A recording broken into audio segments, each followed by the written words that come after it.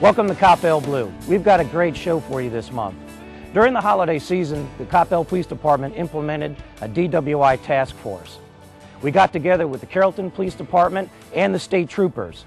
We put together a group of officers to go out and catch DWIs. Later in the show, we'll check in with Sergeant Bill Camp, and he'll tell you a little bit more about that program. Coming up in a few minutes, Detective Joe Boyd in our detective forum is going to talk to you a little bit about what's been going on in the city of Coppell. We've had a lot of theft lately, and he's going to tell you some of the trends. But first, we have a big problem in Coppell, leaving the garage door up. As you can see, it happens very quickly. You leave it up, somebody walks in, and they steal things. Very quick. You might not even notice it. You open the garage door, go work out in the lawn, or you take off down to the store, and you happen to leave your garage door open. Things happen really quick. Somebody comes in, they grab stuff, they walk out. We have a real simple solution for this. You just close the garage door. People can't get in, they can't steal anything. The other thing too, if you park your car in the garage, nobody can steal your car, they can't steal the wheels, and they can't get in your car. So, in the end, it's real simple. You close the garage door. Makes everything great. People can't get in to steal anything. And as you can see, they can't steal anything.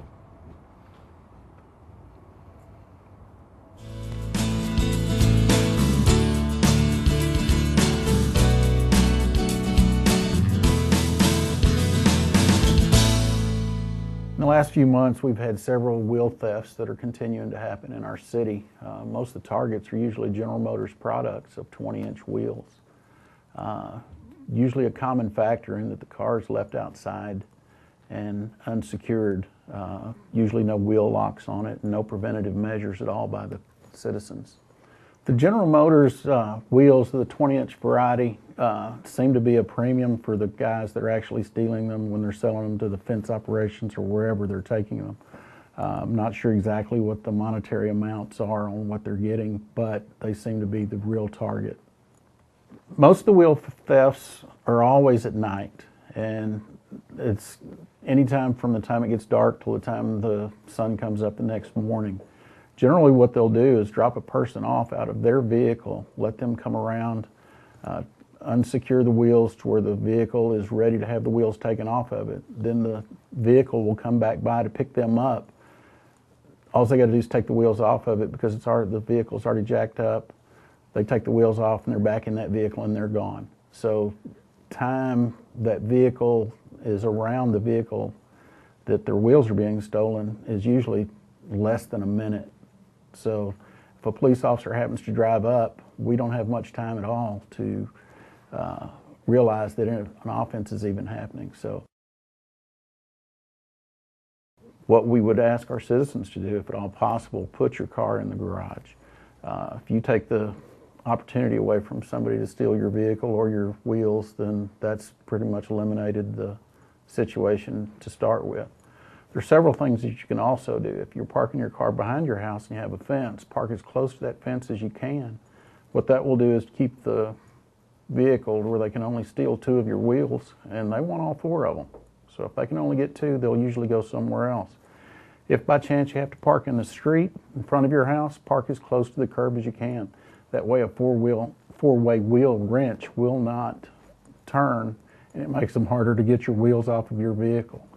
If you don't have a fence and you don't have a curb, park 2 of your vehicles as close together as possible. That will also prevent them taking the wheels off of your vehicle. So these are just some measures that you may want to try to save your wheels. What we believe is happening on these thefts is that they're casing the residents during the day before, or even the week before, and knowing exactly where they're going for the targets that night. So if you see anybody driving down your alley or in your neighborhood that you don't recognize, jot down that license plate number, call the police, and let us come out and investigate it. We can hopefully deter some crimes before they happen. If we find somebody in an alley that really doesn't belong there, then we're going to question them and find out why they're in your alley or why they're in that neighborhood and they don't belong. But we need your help in knowing who doesn't belong in your neighborhood, because you know everybody that's there. We don't. If you hear any noises outside of your residence, a dog barking or whatever, please make that phone call. That way we would be able to respond and hopefully get somebody going out of the area if nothing else. That's imperative that we can get there if you make the phone call. Another problem we're having is burglary of motor vehicles, and these are occurring at daycare centers in the morning primarily, and in the evenings at the fitness center or in noon hours at different places like Andy Brown Park and some of the other parks where people leave valuables in their car. And what we call these are smash and grab, to where they will come out and actually look in a vehicle, see any type of valuables there, especially women's purses, and smash the window and be gone. And usually the crime like that only takes about 5 seconds from the time they walk up to the window, smash it, get back in their car, and they're gone.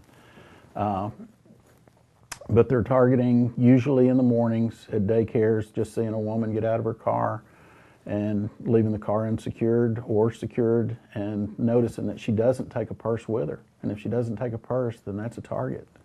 Another thing they're doing is sitting in like the fitness center parking lots and watching for anybody to get out of the car and not have a purse. If they don't have a purse, then they'll go up there and see if it's in sight.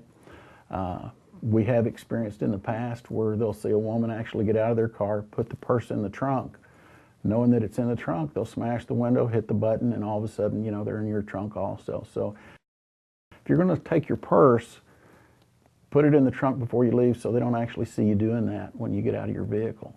Better yet, just take your driver's license if you know you're going to the fitness center and back, or if you're going out to Andy Brown and back. Just take your driver's license. If you can eliminate the valuables, that's what they're after.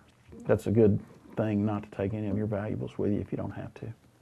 In the mornings when you drop your child off at daycare, if you'll go ahead and put your purse in the trunk or to where it's not actually visible, then that will deter anyone that would walk up to your vehicle and see it. Another thing, just be aware of your surroundings. If you see somebody in the parking lot that's just sitting there and not doing anything, not getting out of their car, then that's a real clue that they may not be doing what they need to in that parking lot. Generally what we've experienced is somebody's been waiting in that parking lot before you got out of your car, saw that you got out of it, didn't have your purse with you, and went up, smashed the vehicle's window and took it and left. And so if you see anybody standing in the parking lot, sitting in a car in a parking lot of a daycare center or even in the fitness center or anywhere else, be cognizant of what's around you. Another thing is if they do get your purse, then what they're doing is taking your checks and actually passing those through banks. And we've got a group that's come through the city and the whole Metroplex, and they're what we've termed as a felony lane gang. They're actually taking your purse as items and using those fraudulently. So if you can take your purse with you inside, then that's the best key that we can see, that if they don't have your stuff, then they can't use it. In conclusion, I would say the main thing is to try and secure your valuables, because criminals are like water. They'll take the path of least resistance. If you'll make it easy for them, then you'll be their target. If you make it harder, then they'll go somewhere else. So lock your valuables. Don't make them to where they're visible for anybody to be able to get into your vehicle. Use the tips that I gave you on parking your vehicles in certain situations, and hopefully we can deter the crime in Coppell. During the holiday season, the Coppell Police Department implemented our DWI task force. They got together with the Carrollton Police Department and the state troopers to send officers out to catch DWIs. To talk a little bit more about this program is Sergeant Bill Camp.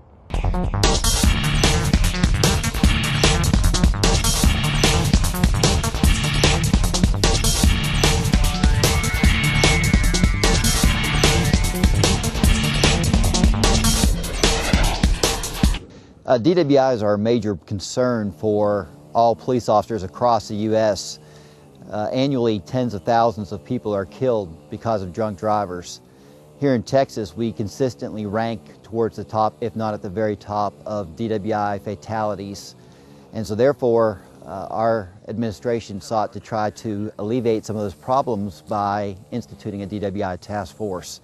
We began this last year and carried on to this year with a special focus around the Christmas holidays, where we were intent upon trying to do a cooperative effort between ourselves, Carrollton PD, and DPS Texas troopers.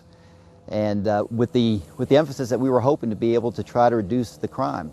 And we did this through public awareness, public service announcements. We even posted a flashing sign on Denton Tap that said there's a DWI task force out this weekend, and then we also focused upon actual patrols with the intent of trying to locate those drunk drivers, and if we determined they were intoxicated, take the appropriate action.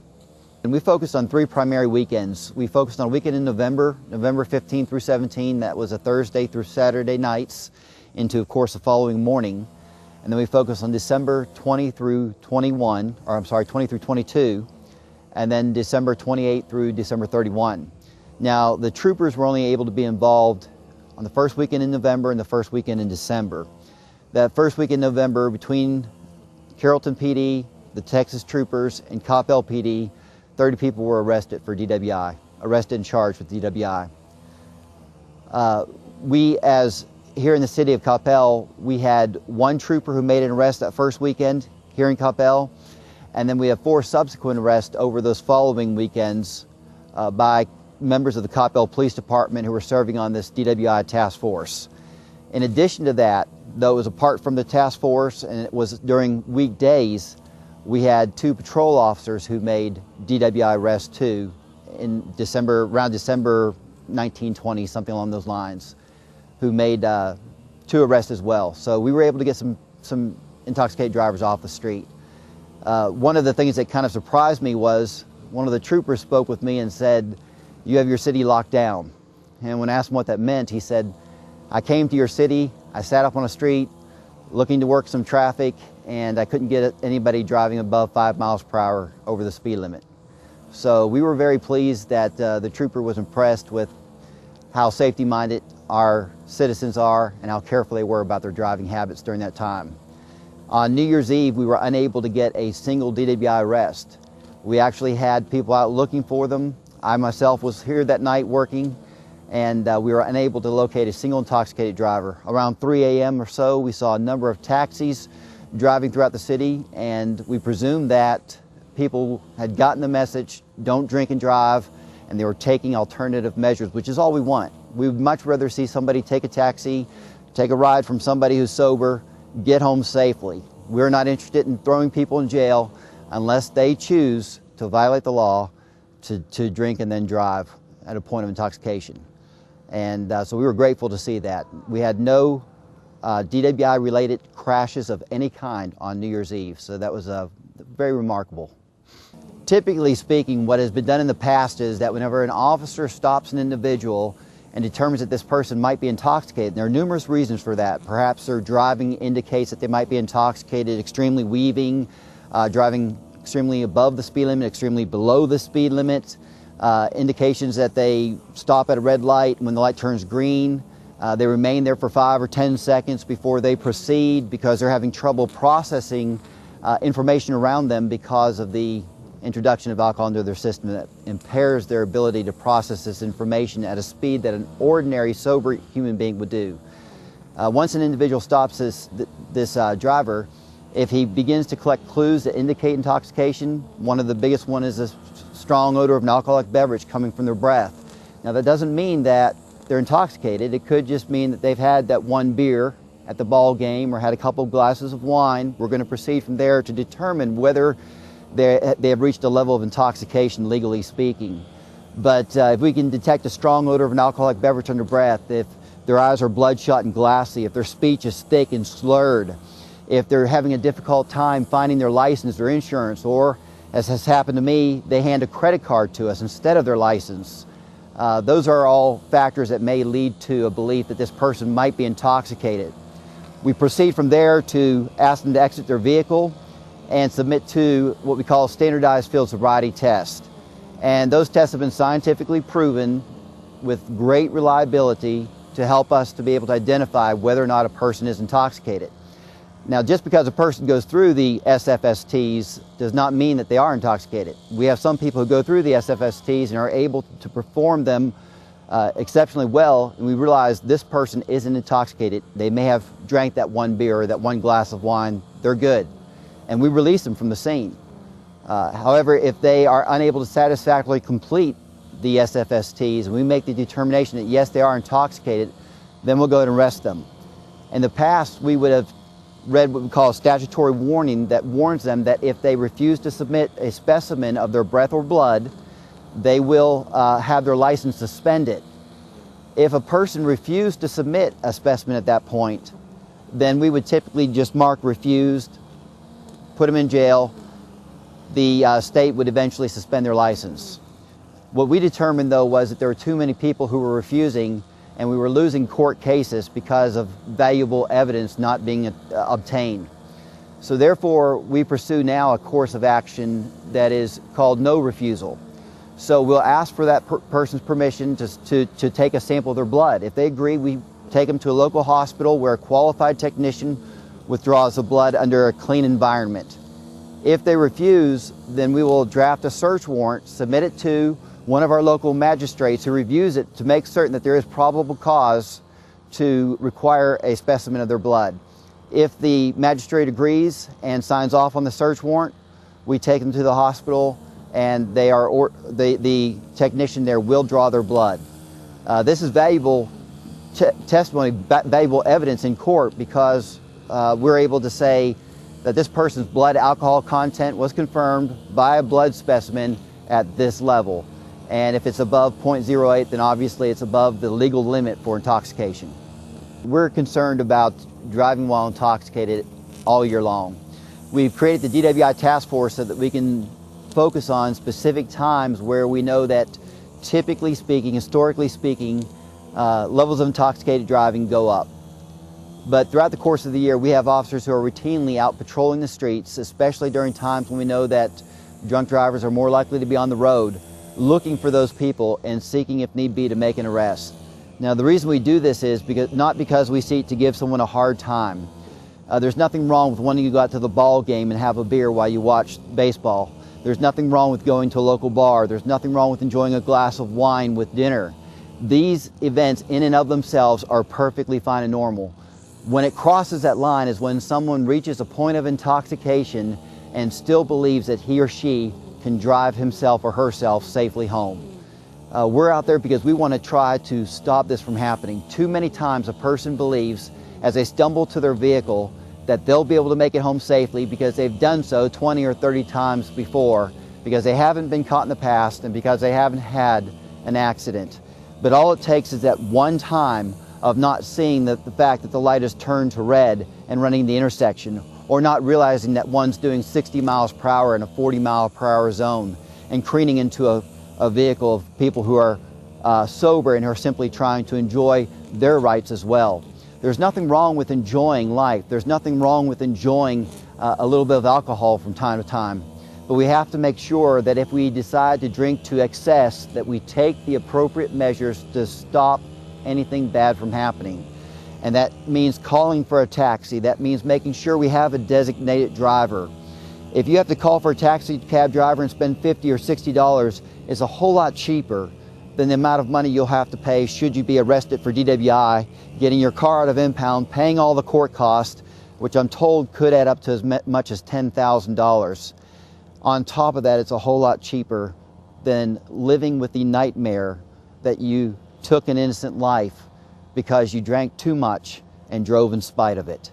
We're here to try to make certain that people get the message that we need to take driving more seriously, that we need to drive soberly and well, and understand that there are serious repercussions to our actions. So we hope that we'll get the message, have fun, but don't get behind the wheel if you've drank too much. During the show, we talked about theft. Theft from your garage, theft from your car.